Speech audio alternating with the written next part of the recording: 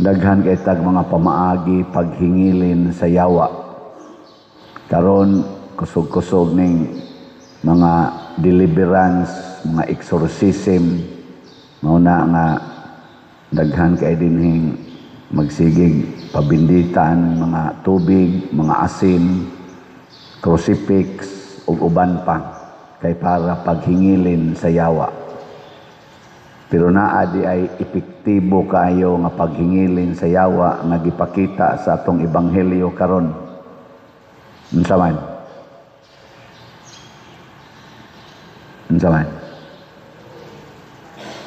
Kanang mukaon kag mumho. Kaon kag mumho. Murag iro ba? Nga manilap sa mumho. Mawa din ang yawa. Mao may nakapawagtan sa yawa sa anak sa babae.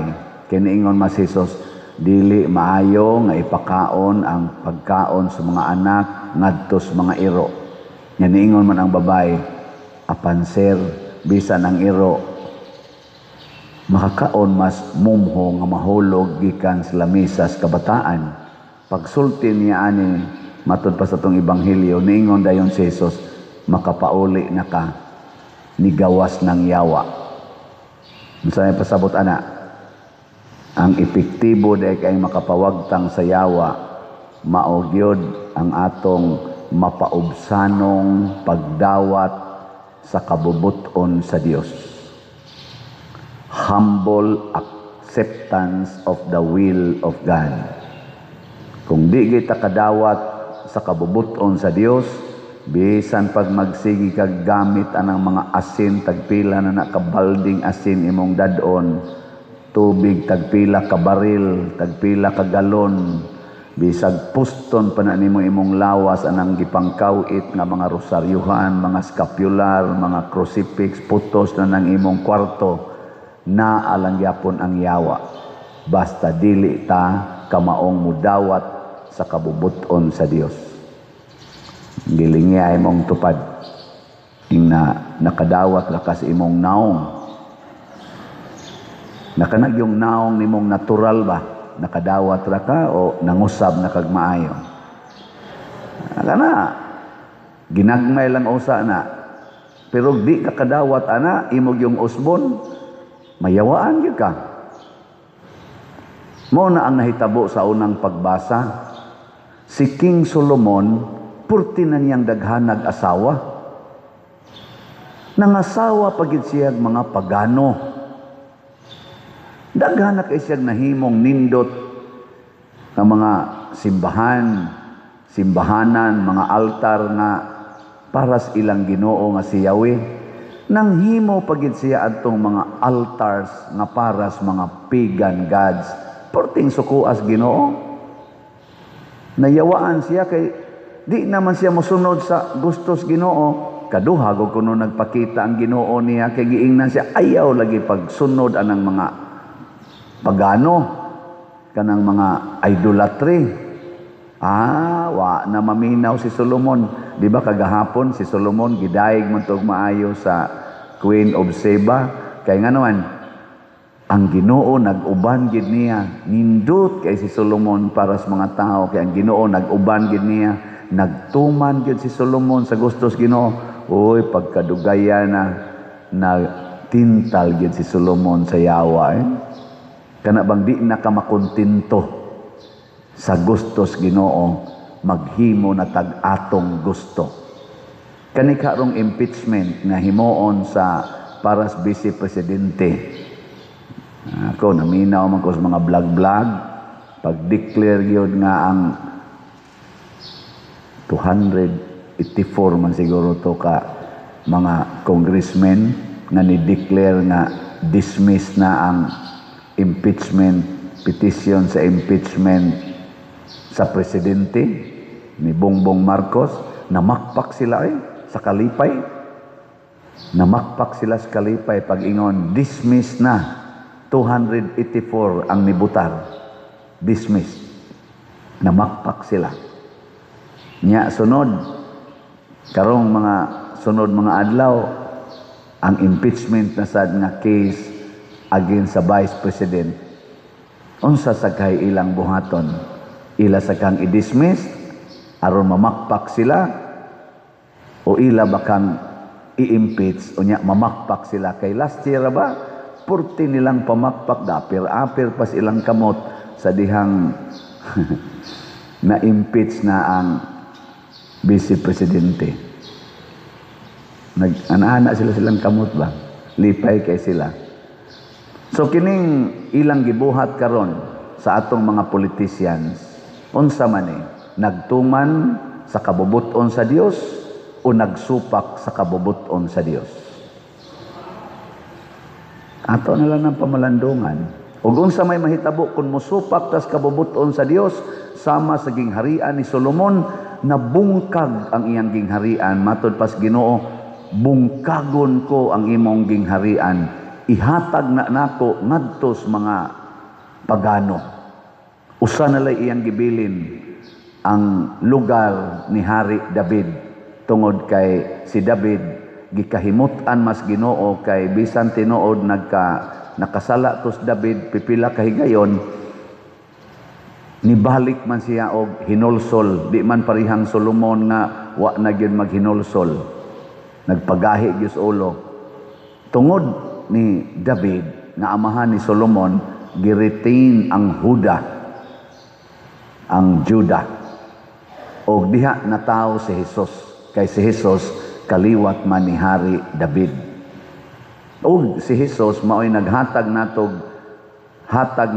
example nga gikan sa iyang pagkatao hangtod siya namatay, wa gid siya musupak bisag kausa sa kabubuton sa iyang amahan sa Dios. Ug mao na ni ang atong model hangtod karon.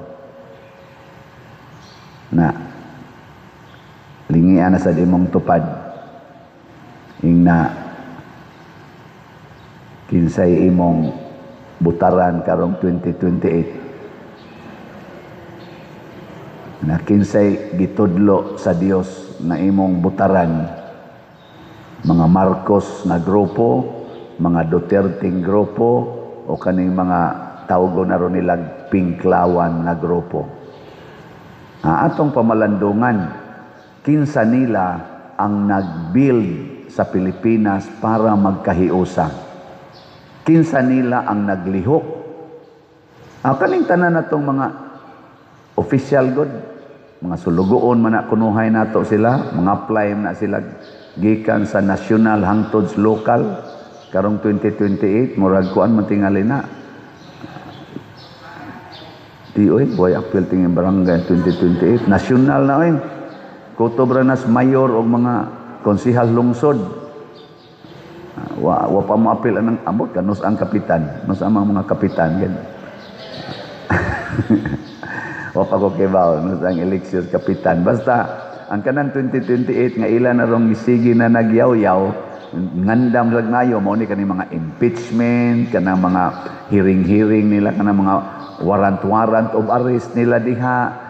Pulos man na siya ilang mga political maneuvering para pag-andam yun sa ilang tumong nga sila mao'y ma-elected sa kuan 2028. Ang naas administrasyon, iya sang giandam og maayog, gi-control na niya hapitanan. Mauna nga didtos kumilik, may kaayong pagkahanay. Usahay gud ang nidaog mao'y taktakon, ang napildi mao'y palingkoron.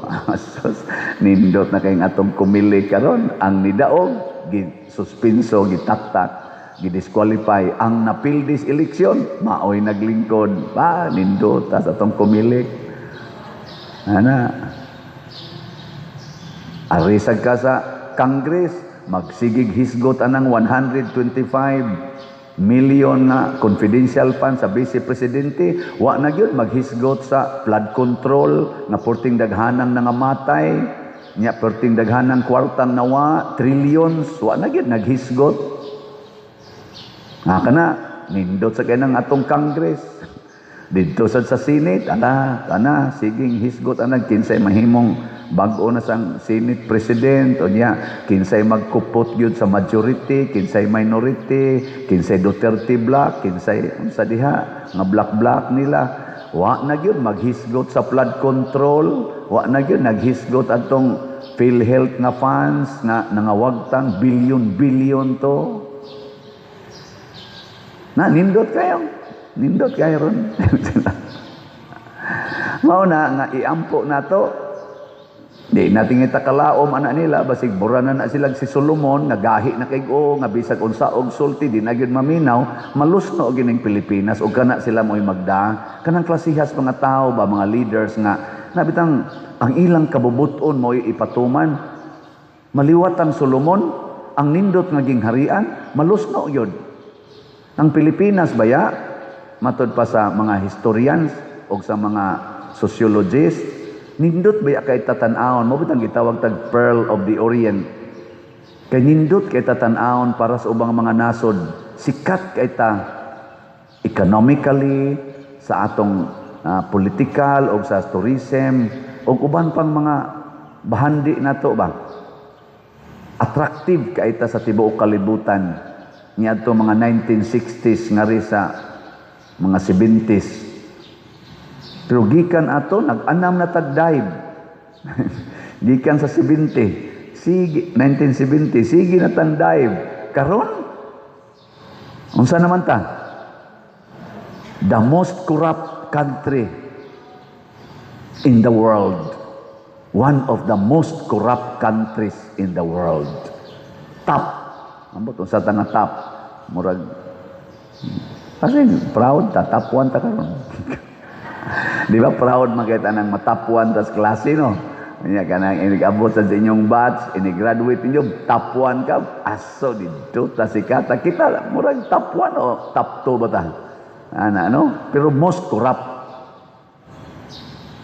Luuyan na gid nato. Nga naman, ang atong mga leaders, nagsigi na og supak sa kabubutos Ginoo.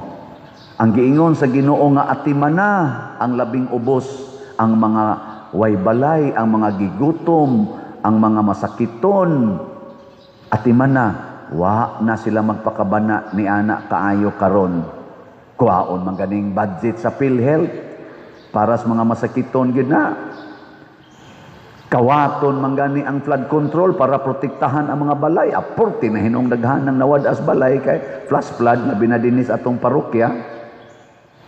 Nakaroon ang atong balay nga mahimo sa atong gi-raise nga kwarta sa DPR moabot og mga 57 kabalay. Naningkamo ta ana kitang mga pobre nagtampo-tampo ta sa atong mga mumho kanang slot, kanang atong slot mumho man na ginagmay-gagmay ba tag 100. Tanawa ha, sa atong ginagmay nga pagtampo-tampo sa atong DPR or divine, sa to? Perfect response.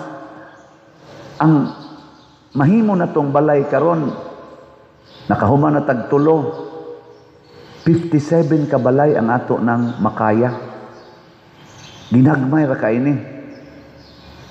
Unsa na ka ng ilang mga budget nga mga billions, di ka na makahimog daghang balay, pero nga wa may nahimo. Kay wa magtuman sa sugo sa Ginoo, atimana ang mga way balay. Sugo na sa Ginoo nato. Muna kamong namalit og slots, congratulations, nalipay ang Ginoo ninyo.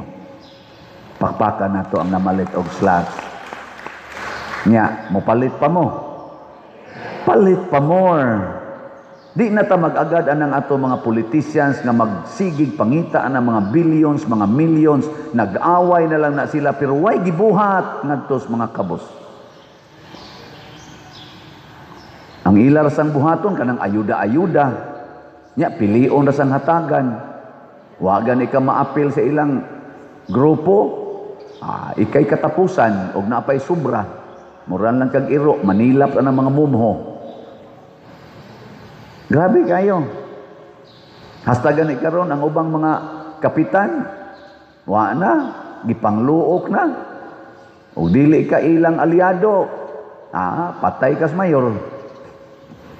Ana, luuyas atong nasod. Mura bag amahan ba? Kani magong atong gipangpili, mahug mo sa silang tawag og amahan, amahan sa nasod, amahan sa probinsya, amahan sa lungsod, amahan sa syudad, amahan sa barangay. Ana unta ang ilang treatment. Lain man ni mga amahanan na may favoritism. Ang iyang mga anak nga pulos gigotom, ang pipila ra may pakanon, ang wa niya mauyon ni di man pakanon. Nya malipay ang Ginoo ana, dili. Nya kay wa man malipay ang Ginoo, nalusno ang Pilipinas. Ni grabe ang corruption, ni grabe ang insurgency, ni grabe ang drugas, ni grabe ang unemployment. Gi kulata na tagmaayo sa mga katalagman, tawhanon, nga katalagman o natural na katalagman, kinaiyanhon. Ngano man, ato nang gisupak-supak ang Ginoo. Kinsa may gauna-unag supak-supak sa Ginoo? Ang atong mga leaders. Nakaron kita man kay gobyerno, kusog magkita nang recite anang preamble nga, government emanates from the people, for the people, of the people. Ilingya imong tupad. Ingna, usbon ba ni natong atong nasod? Ingna, usbon tanin. Nya maingon ka, unsa may mahimo nato, nga wa man tay gahom. Ang gahom naa nato. The power of the government naa nato. Pero di ta kausab ani without God. Mao na mubalik tas Ginoo. Ilho nato ang Ginoo, simbaho nato ang Ginoo.